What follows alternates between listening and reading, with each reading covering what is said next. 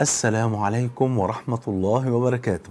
بسم الله والحمد لله والصلاة والسلام على حبيبنا وأسوتنا وقدوتنا وشفيعنا رسول الله صلى الله عليه وآله وسلم. لو قرأتم القرآن بهذه الطريقة ستتبدل همومكم وأحزانكم إلى أفراح. تعالوا نعرف بعد ما نصلي على سيدنا النبي صلى الله عليه وآله وسلم.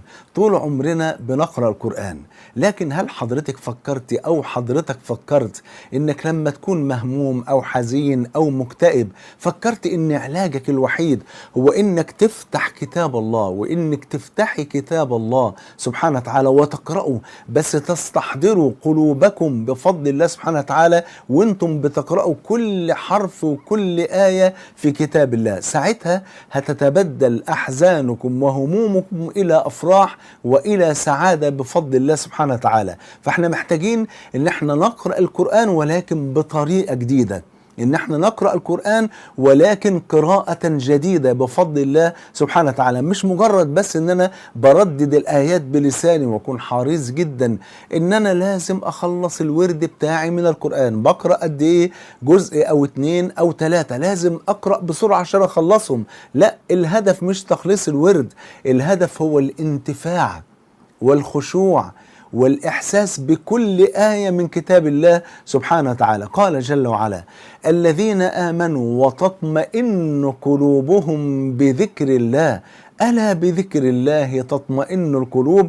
وقال الحبيب المصطفى الصادق المصدوق الذي لا ينطق عن الهوى صلى الله عليه وآله وسلم كما عند أحمد بسند صحيح، وركزوا معايا بقى، قال: ما أصاب أحدا قط هم، ما فيش حد هيصيبه هم ولا حزن، ما أصاب أحدا قط هم ولا حزن، فقال: اللهم إني عبدك ابن عبدك ابن أمتك ناصيتي بيدك ماض في حكمك عدل في قضاؤك، أسألك بكل اسم هو لك سميت به نفسك أو أنزلته في كتابك أو علمته أحدا من خلقك أو استأثرت به في علم الغيب عندك أن تجعل القرآن العظيم ربيع قلبي ونور صدري وجلاء حزني وذهاب همي، إلا يعني اللي يعمل كده إلا أذهب الله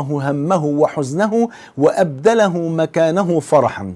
فقيل: يا رسول الله أفلا نتعلمها؟ قال: بل ينبغي لمن سمعها أن يتعلمها. مش قلت لحضراتكم محتاجين ان احنا نقرأ القرآن قراءة جديدة؟